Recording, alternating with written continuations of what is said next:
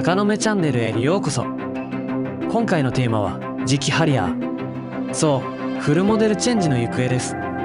ただ単なる想像や願望をお話ししてもきっと面白くはありません。そこで今回はトヨタの SUV 群がどのように再現されつつあるのか、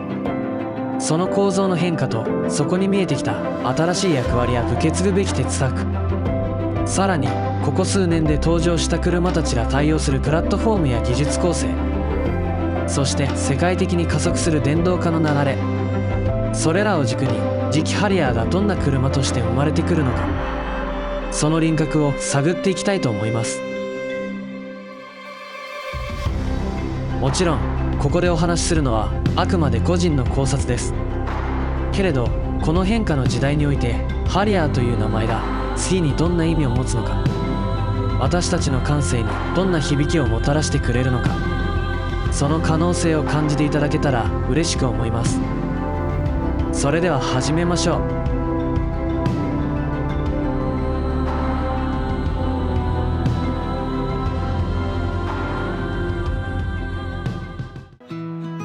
まずハリアーのトヨタ SUV 領域における現在地を見てみましょう。トヨタの SUV ラインナップは今大きな再編の時を迎えています。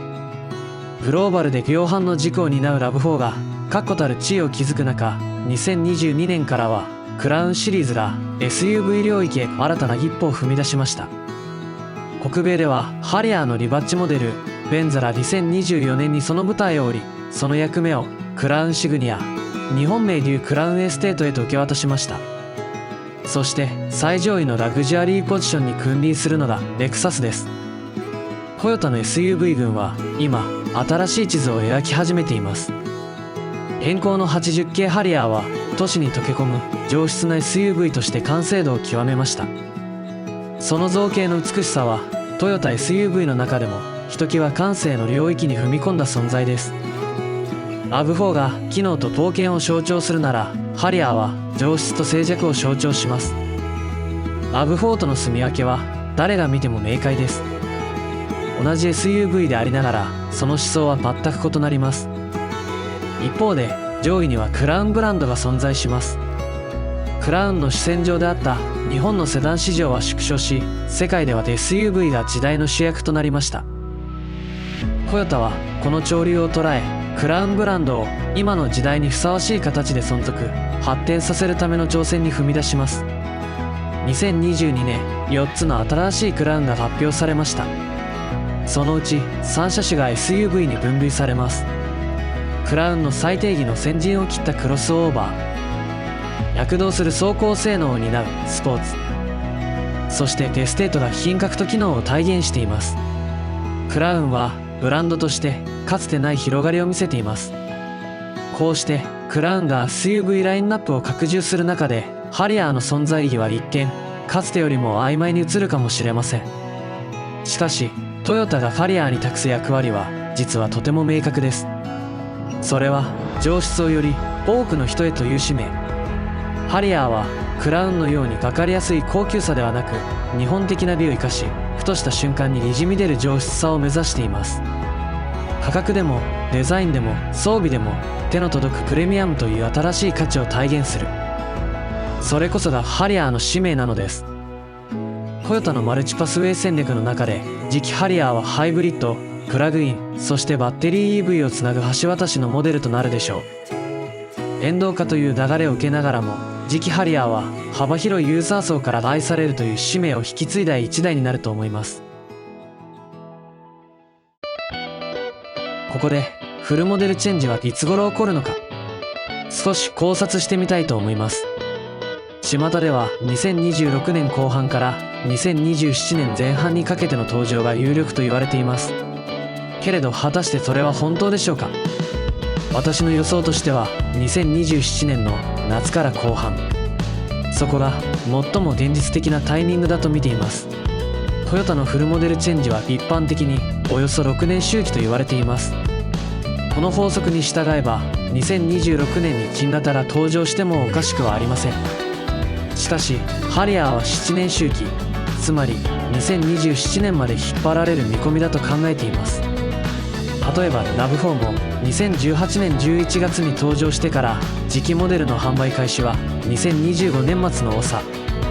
約7年のサイクルが見込まれています。これだけをもってハリアーの周期も7年になると予想しているわけではありません。さらに考察を深めてみましょう。現行4代目ハリアーは2020年6月の発売以来、今も安定した販売ペースを維持しています。好調だからこそトヨタには待てる余裕がある。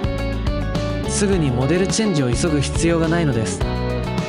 しかし本当の理由はこの待てる時間を使って次世代の新技術を成熟させることにあると思っています。次期ハリアーはハイブリッドが主軸となるでしょう。しかしその骨格はバッテリー EV を前提とした新しいプラットフォームへ移行する可能性が高い。そしてトヨタは2026年から生産効率を飛躍的に高めるギガキャスト技術を採用した次世代 EV 最適化プラットフォームを導入する計画を発表しています。そんな中、先日トヨタエムズで公開された次期カローラのコンセプトカー、最初に見た時は驚きました。これが本当にカローラなのかと。もちろんコンセプトカーなのでこのままの形で販売されることはないと思いますが、この造形は明らかにバッテリー EV を想定しているように見えます。このコンセプトカーを見た時にハリアーにもバッテリー EV がラインナップされる可能性がぐっと高まったと感じました。もし本当にバッテリー EV ハリアーの構想があるのなら、トヨタはまず販売台数の多いカローラで新技術を試し、その成熟を確認してからハリアーへ導入してくるはずです。新プラットフォームの成熟には1年から1年半くらいの期間が必要であるという見立てをしています。新しい技術が安定して量産できる段階になるまで待つ。そして品質を確立した上でプレミアム SUV として世に出す。これこそがハリアーを2027年夏以降まであえて遅らせる戦略的な理由だと思いますが、皆さんはどう感じたでしょうか。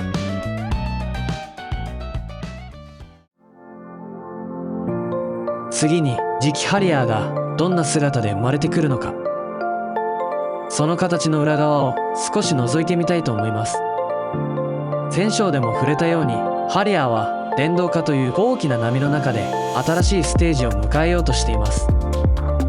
その前提の場合、新型ラブ4に採用された改良型 TNGA プラットフォームではなく、バッテリー EV 最適化プラットフォームが採用されることはほぼ確実視されます。そしてこの構造こそがこれまでの車作りの哲学を根底から変えていく要素になるのです。新しいプラットフォームで用いられるギガキャスト技術、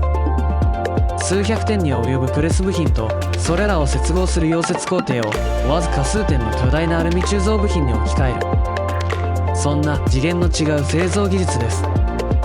この変化がもたらす恩恵は多岐にわたります。製造工程や時間の大幅削減、構成の劇的な向上による安全性や操縦安定性、そして静粛性、部品点数が減ることでサプライチェーンの最適化も進みます。しかしこの次世代プラットフォームはあくまでバッテリー EV のために設計された構造。そのためハイブリッドを搭載する場合、エンジンルームのスペースは極めてタイトになります。これに対応するため次期ハリアーにはよりコンパクトに設計された新開発のハイブリッドエンジンが搭載される可能性があります。特に注目すべきは新開発の直列4気筒 1.5 リッターエンジン。従来の3気筒ダイナミックホースではなく、あえて4気筒化しショートストローク化を進めた設計です。この選択の理由はただ一つ、ハリアーが追い求めてきた静けさと滑らかさをさらに高い次元で実現するため。ショートストローク化は摩擦を減らし発電効率を高める。ギガキャストによる光合成ボディと組み合わせることで走行中のプレミアムな静けさはこれまでのハリアーを超える領域へと進化していくでしょう。そしてこの新しい 1.5 リッターエンジンは全高そのものも抑えられたコンパクトな設計となっており、バッテリー EV 用の次世代プラットフォームにも最適化されています。エンジンそのものが新しい形の自由を生み出す存在になりつつあるのです。そして新しいプラットフォームへの移行は造形デザインにも大きな影響を与えます。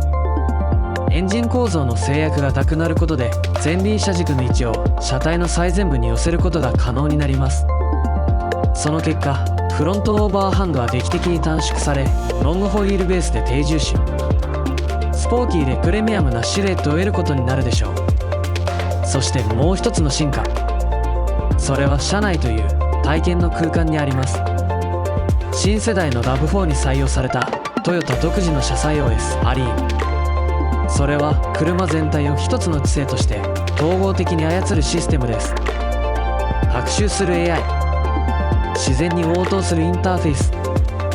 そしてソフトウェアアップデートによって成長し続けるコックピット。ハリアーもまたこの知性をラドス SUV の系譜に連なっていくでしょう。インテリアデザインはより先進的で有機的なものへと進化し、テクノロジーと感性が共存する空間へと変わっていくはずです。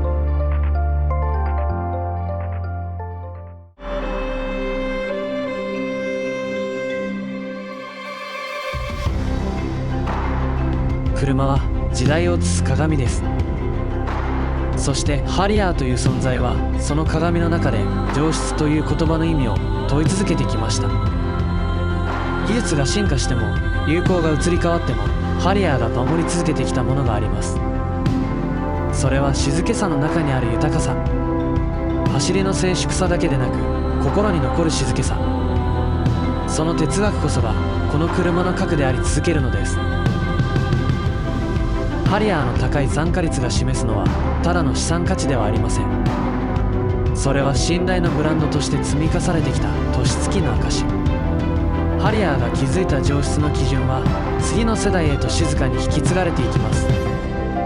トヨタが描く次の10年、きっとその中心にあるのは日本的な美の体現。ハリアーはその哲学をまといながらまた新しい景色へと歩み出していくのでしょう。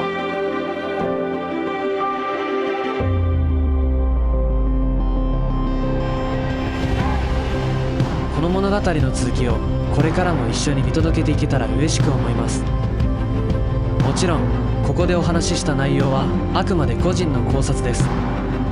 けれど車という文化を通してその未来を想像することにも価値があると私は思います。